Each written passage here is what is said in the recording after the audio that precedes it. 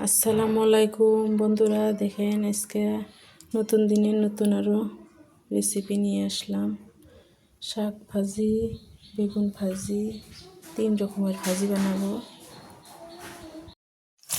এখানে পাতাকপি ভাজবো। দেখেন কাঁচামরিচ আর পেঁয়াজ তেলের মধ্যে ভেজে নিচ্ছি। এখানে নুন হলুদ দিয়ে নিচ্ছি, এগুলা দিয়ে ভাজিটা ভাজবো। এখানে আমার পেঁয়াজ মরিচ ভাজা হয়ে গেছে, এবার আমি পাতাকপিটা ঢেলে দিব।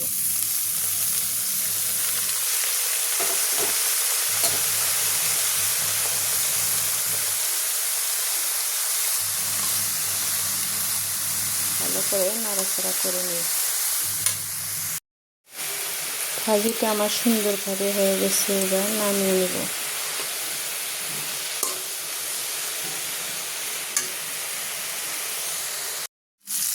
এবার এখানে আমি শাক ভাজিটা করব। এখানে পেঁয়াজ কুচি, মরিচ কুচি আর রসুন কুচি দেখুন দিয়ে দিচ্ছি তেলের ভিতরে। শাকটা সিদ্ধ করে নিচ্ছি, এবার আমি এর ভিতরে দিয়ে ভেজে নেব।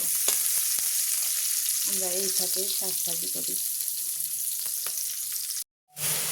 শাক ভাজিটা আমার সুন্দরভাবে হয়ে গেল, এবার নামিয়ে নেব। দেখুন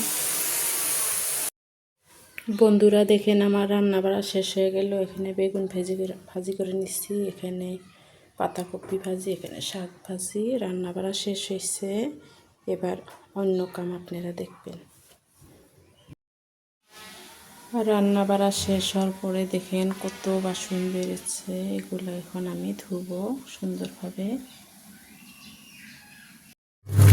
এখানে আমি এবার কাপড় ধুয়ে নিচ্ছি। দেখেন রান্না বাড়া শেষ হয়ে গেছে, এবার কাপড় ধুয়ে নিচ্ছি।